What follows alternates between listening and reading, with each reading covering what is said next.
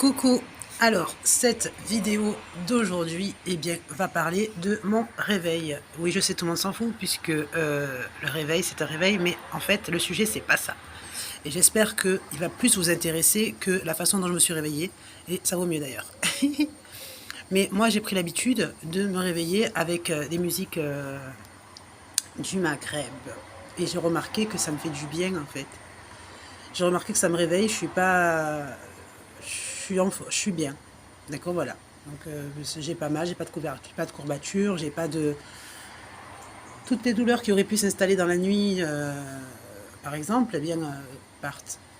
Donc du coup, je me rends compte que ça me dynamise et tout, je suis contente. Je me dis, ok, d'accord, on va faire ça. Donc je me réveille, je mets directement la musique, et hop. Et une fois que je me suis bien réveillée, là, aujourd'hui, je regarde, parce que j'ai un petit peu de temps aujourd'hui, parce que c'est censé être mon jour de repos. Et en fait, je me dis, allez, regarde bien ce qui se passe dans les clips et tout. Et c'est vrai que moi, je suis maghrébine qui est née en France. J'ai grandi en France, j'ai connu que la France. Je ne connais pas le Maghreb. Je suis jamais allée. Et là, je regarde bien. Je me dis, mais en fait, c'est une autre ambiance, complètement, qui met tout le monde à égalité réellement. C'est-à-dire qu'en fait, les gens s'aiment bien. Les gens s'aiment bien. Les gens s'apprécient en se regardant. D'accord? C'est-à-dire qu'on s'imagine qu'on est de la même famille. C'est-à-dire que tu peux voir quelqu'un qui est pas comme toi, qui est pas de la même mère, par exemple, mais tu te dis, c'est comme ma famille, c'est pareil. Que ce soit les personnes âgées, que ce soit les personnes plus jeunes, les bébés, etc., on se voit pas ennemis. On se voit malin, coquin, en fait, sympa. C'est-à-dire que même si, par exemple, les Maghrébins, ils sont un petit peu coquins, on va dire vicieux un petit peu, mais c'est marrant, parce qu'on le voit pas mal. Donc moi, c'est mon ressenti, ok. Et par contre, moi, ma mentalité en France, c'est quoi? C'est que je vois les gens comme des concurrents. Je vois les gens comme, en fait, des gens à dépasser, sinon on n'a rien. Et dépasser, ben, pour moi, ça veut dire juste ma base, quoi. D'accord? Et dépasser n'existe pas. Ou alors du coup, je me mets là en observation de la ville. Je me dis quand même, c'est vrai, là où j'habite, c'est une jolie ville. C'est rangé, il y a des voitures, la voiture, même les voitures qui roulent, on les voit et c'est tout ordonné. D'accord, il y a la route, les panneaux, les codes, etc., etc. Je me dis en fait, est-ce que l'Occident n'est pas une usine géante? Et d'un coup, je me projette dans cette image parce que j'ai comparé avant, d'accord? J'ai eu l'image d'avant et j'ai l'image de maintenant. De là, je me dis, est-ce qu'on n'est pas dans une usine géante et on ne s'en rend pas compte? C'est-à-dire que mentalement, on s'est fabriqué être vivant dans une usine que l'on croit être un paysage. Et le fonctionnement va avec. Je me suis dit, oh là là. Alors comment normalement, c'est pas possible de penser ça, d'accord? Ça veut dire que normalement, c'est vraiment parce que j'ai eu ce rapport-là de ce qui se passe humainement chez nous, enfin chez moi, chez nous, c'est-à-dire au Maghreb, et ce qui se passe en France, et surtout l'ordre. D'accord? Moi, c'est toujours dit, j'ai dit, moi, ce qui plaît, c'est le rangement, la propreté. C'est vrai, il faut, heureusement, d'accord? Et ça ne veut pas dire que les Maghrébins ne sont pas propres, c'est le contraire, ils sont très propres. Mais l'organisation sociale rend une société industrielle. Et non pas une industrie d'entreprise à entreprise, c'est-à-dire un ensemble qui forme une industrie générale. Et un fonctionnement comme ça, habilité. D'accord? C'est-à-dire que dès que tu te réveilles le matin, tu sais que tu es dedans, quoi. C'est-à-dire qu'en fait, tu es rentré dedans. Alors nous, moi, je me suis dit, waouh. Quand on est à l'école française, on nous dit, à l'époque, d'accord, à l'époque des ancêtres et tout ça, ils disaient, si tu travailles pas bien à l'école, tu iras travailler à l'usine. Mais on y est. On est à l'usine. Donc, je me suis dit, comment est-ce possible de voir émerger les compétences?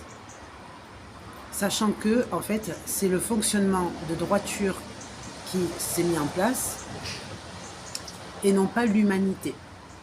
Bien que, avec les services sociaux qui existent, etc., mais ce sont des services qui sont censés être humanitaires, sauf que humanitaire dans la partie de l'usine qui s'appelle les défectueux. D'accord? C'est-à-dire si on est déjà rentré une fois dans une usine, moi j'ai déjà travaillé dans une usine par boîte intérimaire, je travaillais aux bougies.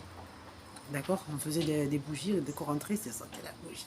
J'adore la bougie et tout, mais là, je crois que tu te fais une cure de bougie définitive. Tu veux même plus allumer une bougie tellement que c'était trop. Et puis, bien sûr, il n'y a pas d'esthétique dans les usines. Il y a le bonnet, d'accord, les vêtements adaptés, les chaussures de sécurité, etc. Et puis, au niveau relationnel, c'est soit ceux qui font le hala, comme on dit, c'est-à-dire les ouvrières qui s'amusent à défaire cette usine et qui ont ce rôle, d'accord, important socialement, parce que c'est ce qui permet de revenir quand même, que la mentalité revienne à la vie du quotidien. Alors que moi, quand j'étais là-bas, par exemple, je voyais ces femmes qui se mettaient en groupe comme des femmes qui n'étaient pas intéressantes, d'accord, parce que je voyais qu'elles rigolaient de tout et n'importe quoi, des bêtises, c'était pas intéressant, donc du coup, moi, c'est vrai que je n'étais pas intégrée. Et puis, j'avais la directrice, un jour, elle est venue me voir, elle m'a dit là, on pense, excuse-moi, mais que tu corresponds pas. D'accord? Donc, on est désolé, mais il faut que tu changes de métier. C'était intérimaire, hein, c'était pas. Voilà. Il fallait ouvrir des boîtes, il fallait mettre des bougies dans les boîtes, et vite. Et après, envoyer. Donc les défectueuses, c'était pas des bougies qui étaient vraiment défectueuses, c'était juste qu'il y avait des tout petits défauts, comme c'est des bougies de luxe, etc. En fait, il fallait les jeter, quoi. Moi, je voyais le fonctionnement. Bon, j'ai dit, je m'en fous, il fallait que je travaille et tout à l'époque, donc j'ai fait ça. Et quand elle m'a dit ça, je me suis mise à pleurer, mais à sanglots. À sanglots, j'en pouvais plus, j'arrêtais pas de pleurer. Alors elle, pour me rassurer, me disait mais non, c'est parce que tu mérites d'avoir un autre travail qui est mieux pour toi, qui est mieux adapté, etc. Mais moi, je ne comprenais pas parce que je me suis dit mais c'est ça, il faut que je gagne de l'argent, donc moi, je peux pas partir de là. Même si c'est vrai que je me sentais pas intégrée dedans, et puis en plus quand je rentrais, ça sentait l'odeur trop forte, quoi. Un parfum qui rentrait dans toutes les veines, c'était trop. Donc du coup, parce que c'était des bougies parfumées, bien sûr. Donc je suis partie. Bon, après j'ai fait d'autres métiers. Après, je suis rentrée en boulangerie, là où c'était des Maghrébins qui s'en occupaient, mais c'est vrai que c'est pas la boulangerie à la française. Ça n'a rien à voir, la boulangerie à la française, c'est très luxe, très tac, tac, tac, tac, tac, tac. Les bougies à la maghrébine, c'est le client qui vient, c'est presque le pote, quoi. D'accord, c'est comme un salon de chez soi, tu rentres, tu manges, tu repars, tu commandes ce que tu veux, tu en commandes pour la famille, tu commandes pour les frères, tu commandes pour ce que tu veux, et puis après, bon appétit, régale-toi, voilà. Mais ça n'a rien à voir. Donc moi, quand je suis rentrée dans la boulangerie maghrébine, j'ai fait putain, c'est dommage. Dommage qu'ils n'ont pas ce luxe de boulangerie française. Je sais pas, voilà. Mais en fait, j'étais encore du côté français, moi. Et puis après, je suis rentrée comme auxiliaire de vie, où là, j'ai rencontré les personnes âgées de France et d'ailleurs, parce qu'il y a des personnes âgées qui sont d'ailleurs aussi. J'ai connu leur vie, j'ai eu des relations sociales, amicales avec eux.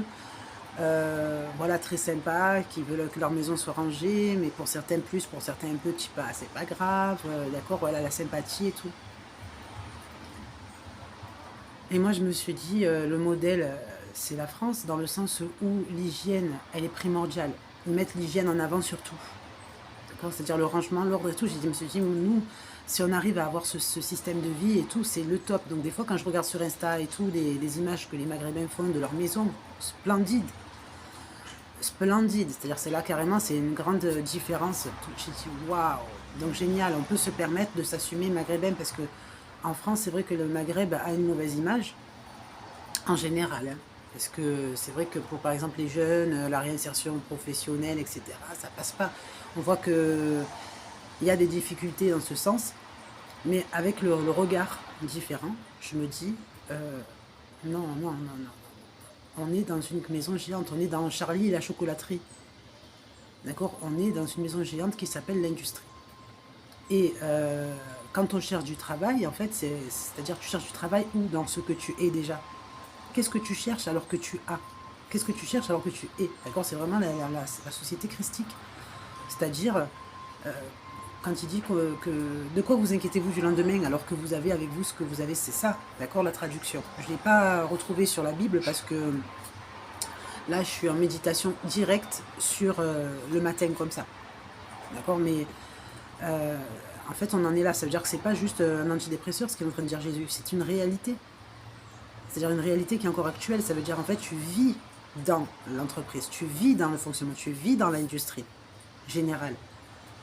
D'accord? C'est un travail pour tous. C'est-à-dire que ce travail, en fait, tu es dedans. Tu te réveilles, tu dors, etc. Tu es dedans, tu es là. Après, la façon dont toi, tu réussis à récupérer financièrement ton état, c'est toi, quoi. Mais le reste, tu y es du matin jusqu'au soir avec tes enfants. Dès qu'ils naissent, ils sont dans l'industrie. Si tu les fais naître en Occident, ils sont dans l'industrie. Donc ça veut dire journée de repos illusoire, ça veut dire congé payé illusoire, ça veut dire salaire qui ne veut rien dire, mais qui existe, d'accord, mais qui ne veut rien dire parce que dans le sens où, eh bien, on est dedans. Donc je me dis, bien celui qui voyage et qui va en dehors et qui va dans d'autres pays, qu'est-ce qu'il fait? Eh bien en fait il se détache, il retourne une sorte chez lui, et puis il retourne au travail quand il rentre, ce qu'il croit être chez lui. Entre autres, aucun Français n'est chez lui à partir du moment où il est dans un lieu, aucun Occidental n'est chez lui à partir du moment où il est dans un lieu qui s'appelle l'industrie générale. Mais ça, c'est vrai que c'est l'hygiène qui a aveuglé sur ce phénomène, parce qu'on a dit, waouh, il y a des petits villages, il y a des petits trucs, etc. Il y a des... Oui, il y a de la compétition, il y a de la concurrence, c'est comme dans les usines. Si vous allez dans les usines, vous regardez le fonctionnement, vous voyez qu'il y a beaucoup de gens qui semblent s'ennuyer. Ils sont derrière leur truc, ils attendent, ou alors il y a ceux qui travaillent trop, ils sont à fond, etc. Ils sont chronométrés et tout. Donc, après, sur cette vérité, je me dis, qu'est-ce qui est le mieux? Il n'y a rien qui est mieux, il y a une vérité. D'accord? Il y a une vérité, mais qui fait que si vous avez la conscience professionnelle, si vous avez la conscience de travailler, ben en fait, vous êtes dans une concentration travail plutôt que dans une concentration relationnelle réelle.